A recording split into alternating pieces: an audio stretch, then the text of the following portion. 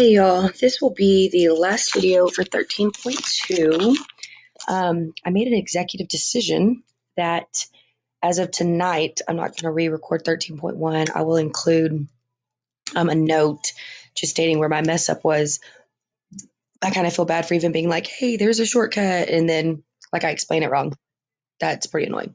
So let's just continue so we can at least get 13.1 in its entirety uploaded, okay?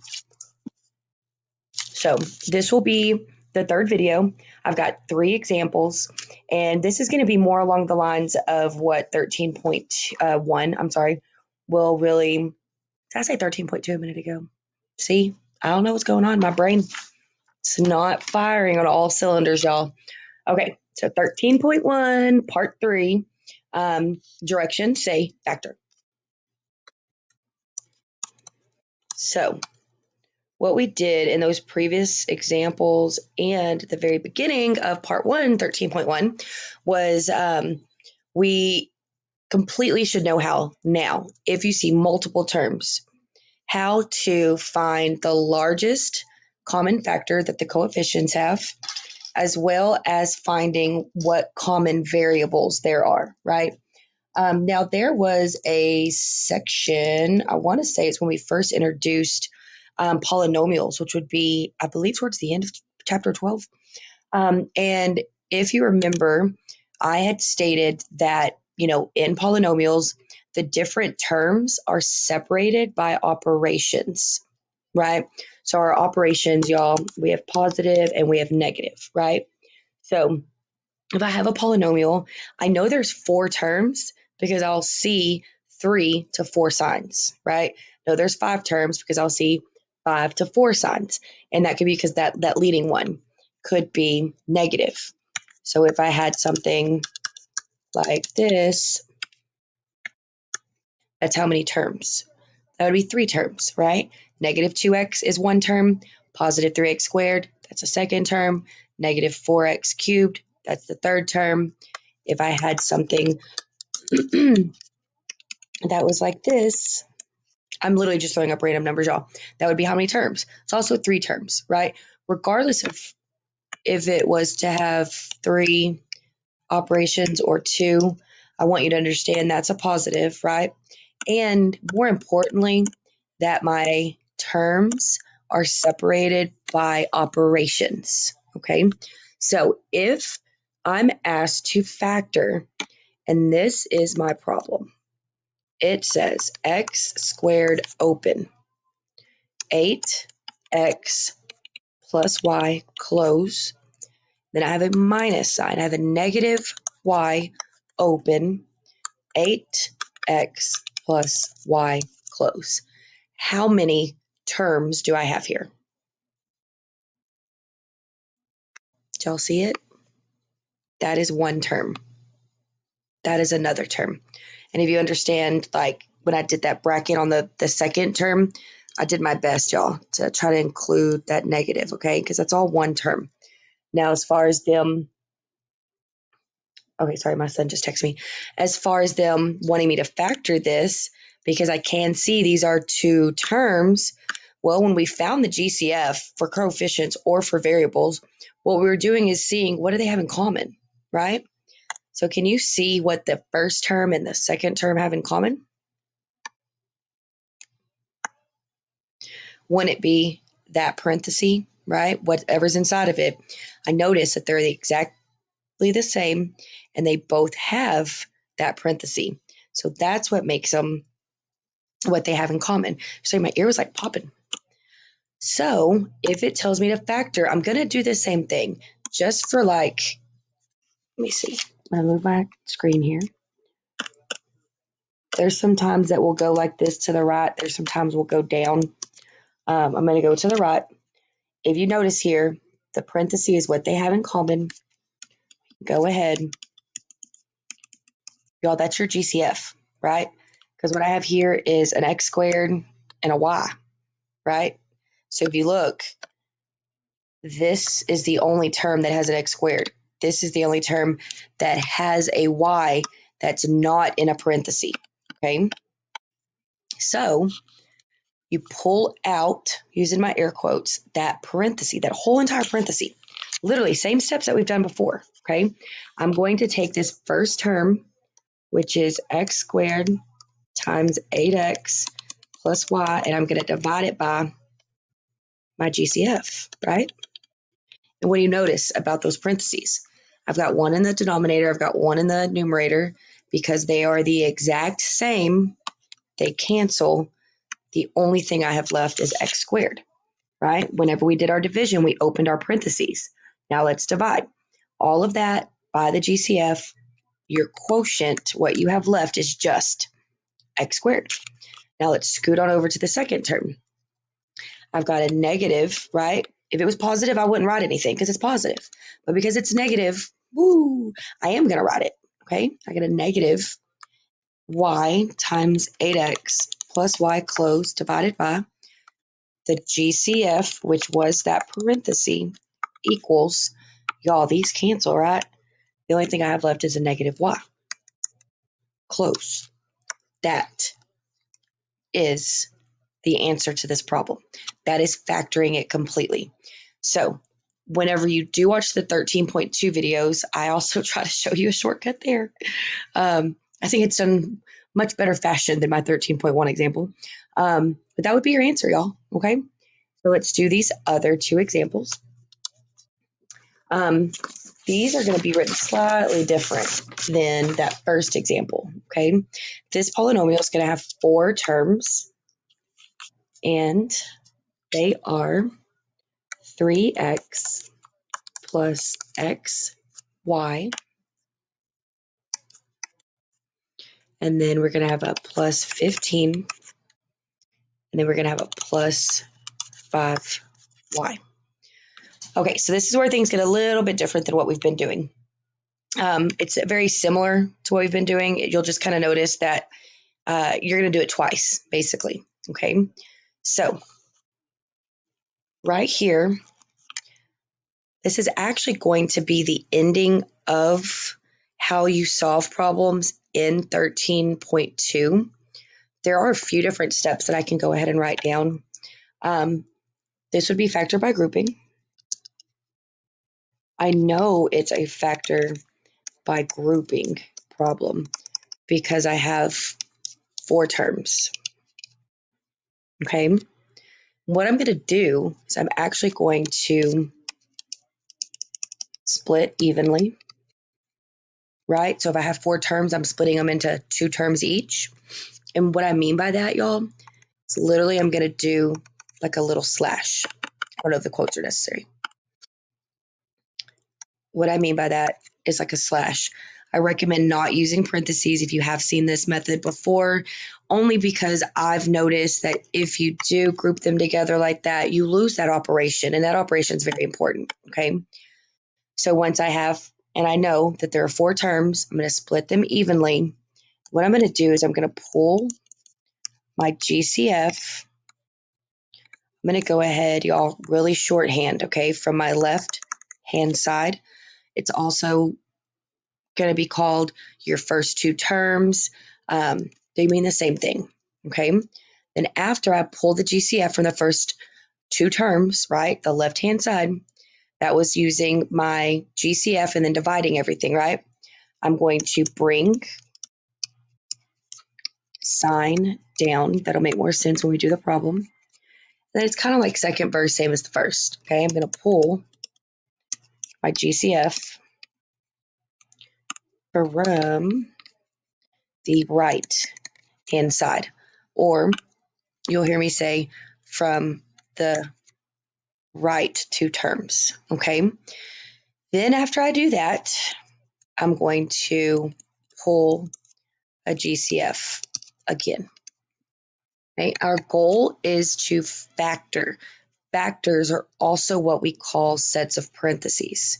Okay, so whenever you have 4 terms and you completely factor it completely, that sounds funny, but when you completely factor your 4 terms completely, your answer, y'all, should look like this. Okay, 2 sets of parentheses. Okay, so let's go ahead and do that. I have 4 terms. Check. Split evenly.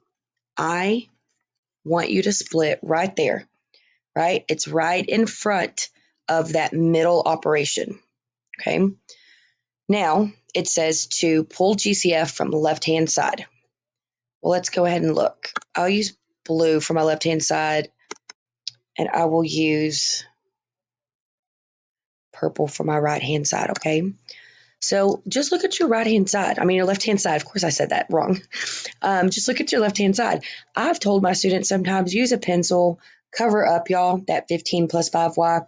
Do whatever you need to do visually just to know that you're only focusing right now on those first two terms, okay? Now, what we're going to do is we're going to look at the coefficients. I've got a 3 and I've got a 1. Well, what do they have in common? The only thing they have in common is a 1. Okay, now let's look. Do they both have an x? Yes. Which one has the smallest exponent? Well, they both have 1 as an exponent. That's the smallest one.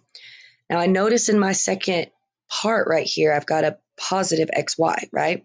That second term. So because there's a y represented, I want to ask myself, do both of these terms have a y? They don't. So it's not a part of the common factor, right? I've pulled out the only thing they have in common. Now I divide. Okay? So you're going to take this term and divide it by your GCF.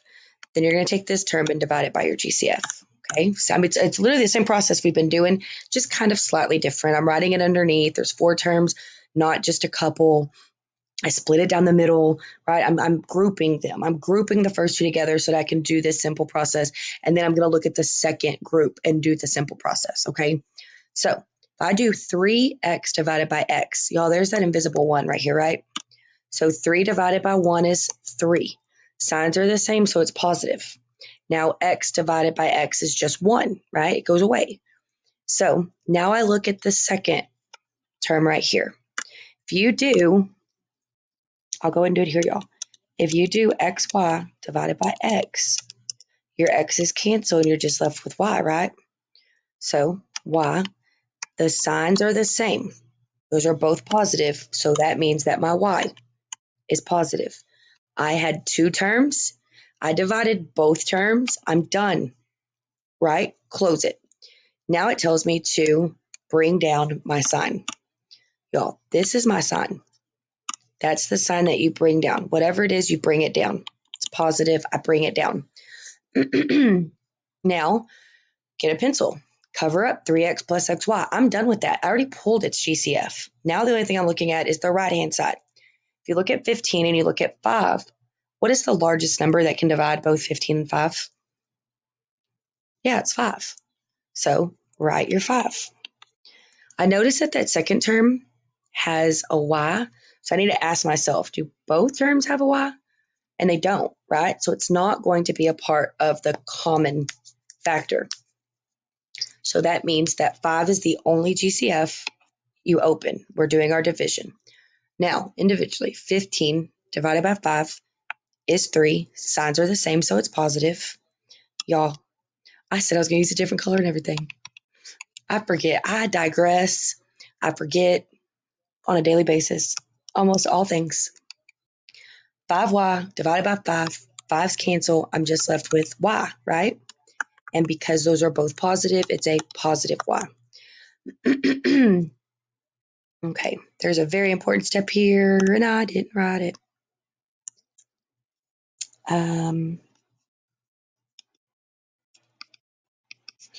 Check if parentheses match. Okay, the reason why this is very important is because they have to match. Okay, if they do not match, there could have been some incorrect math. Just kind of delete things, start all over again. When I look here, I notice that these are the exact same. Does this look like a problem we just did? Doesn't it? These are the exact same. These are the exact same. What did I do? I pulled it out, right? What was remaining?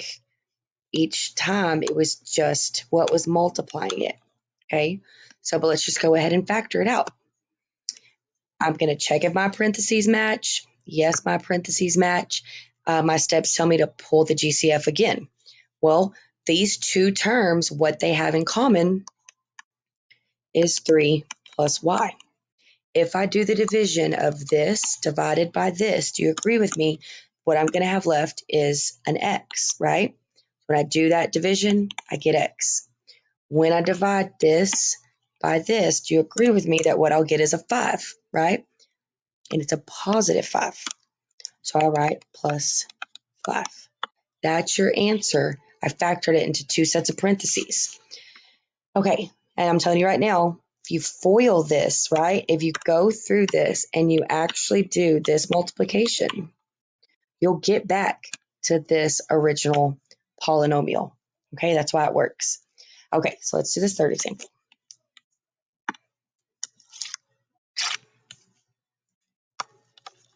Okay, for example 3, we have 35x squared, a positive 21xy, a negative 5xz, and a negative 3yz.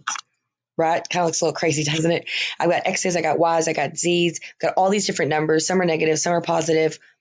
It's okay. How many terms are there? 1, 2, 3, 4. Okay. If you look, this is why you have to do grouping instead of the other methods we know where you maybe just pull out the GCF, right? Look at all of my terms, y'all. 3 does not divide 35. 5 does not divide 21. So as far as the coefficient, what do they have in common? Well, they just have the number 1. If I divide everything by 1, don't I just get the exact same thing, right? So, but then look even further into this problem, y'all. X, X, X, no X. Do they all have an X in common? No. Can't even pull an X out. No Y, Y, no Y, Y. Do they all have a Y in common? No. What about my Z? Z, Z, right? Do you kind of notice how one's the only common factor for the coefficients? They don't have any variables all alike. Some do have similar variables, but all the terms need to have them, and they don't. So that's when it's like, okay, I've got to find a different method. Well, I've got 4 terms, right? She told me split down the middle. Look at the left-hand side and pull a GCF. Look at the right-hand side and pull a GCF. Do your parentheses match? Yes. Pull a GCF again. You're done. Okay, bunch of GCFs. Bunches of GCFs. So let's do that. If you look at 35 and 21, 35, the factors that multiply together to give you 35 are just 5 and 7, right? So which one of those divides 21? It's just 7. Do they both have an x? Yes. Which one has the smallest exponent? It's just 1, x to the first power, right? Do they both have a y? No, right? Not a part of the GCF. Let's divide. 35 divided by 7 is 5. Signs are the same, so it's positive. X squared divided by x is keep and subtract. 21 divided by 7 is 3. Signs are the same, so it's positive. X divided by x goes to 1, right? It cancels. Y divided by no y is still y. Close, bring down, pull a GCF. This one's kind of more interesting, right? Did I write the problem wrong? 3x plus xy plus 15. What? Oh, I'm on this problem. Sorry. 35, 21, 5. Okay, I just want to make sure. Y'all know how many times I've messed up tonight. Okay, last thing I want to do is have another problem. Just trifecta. Okay, this one looks a little bit different, right? Because, I mean, yeah, they do have a negative sign in common, but I don't really care about that, right? What I care about are the coefficients and the variables. 5 and 3, the only thing that they have in common is a 1, because 5's factors are 1 and 5. 3's factors are 1 and 3. So now let's look at the variables. Do they have x's in common? No. Do they have y's in common? No. Do they have z in common? Yes. I was just told I forfeited a game because I did not complete my turn, and now I'm sad. Okay, so since they have a z in common, what I'm going to do is z will be pulled out as a greatest common factor. I had to pass my term. I play Scrabble often. So I write a negative z. If they had no variables in common, I would have to write the number 1, okay? Because they did have a variable in common, it's okay that I didn't write that 1. But you cannot have a negative and then just open this up. Something has to be here, okay? They did have a variable. I write the variable. That's all they have in common. I divide. Now let's do it individually. Coefficients by variables. 5 divided by 1 is 5. Signs are the same, so it's positive. X divided by no x is x. Z divided by z goes to 1, goes away, cancels. 3 divided by 1 is 3. Those signs are the same, so it's positive. Y divided by no y is still just y. Z divided by z goes to 1. They cancel. You're done. Now look at this. Do those match? Yes, they do. Okay, so what you do is you go ahead and we're going to pull. That's the GCF. We're going to pull that out. What I mean by that is divide. If you take this and divide it by this, the only thing that you have left is this, 7x. Now, let's look at this. If you take a negative all of this and divide it by this, all you have left is this, right? So that is a negative z. And that would be your final answer. And again, if you go back, you should equal that. And that's actually also a tedious process. But if you're just like, I don't know for sure if I'm correct, go back. You FOIL, you get back to that polynomial, your answer is 100% correct, right? So that lets you know that you can have some confidence in the steps that you followed in your thought process. That's actually going to be it for 13.1, y'all. I literally could not apologize more for the amount of mistakes I just made. I don't know where my brain was. Please let me know, like y'all do, with emails if you have absolutely any questions at all, okay? Thanks, y'all. Bye.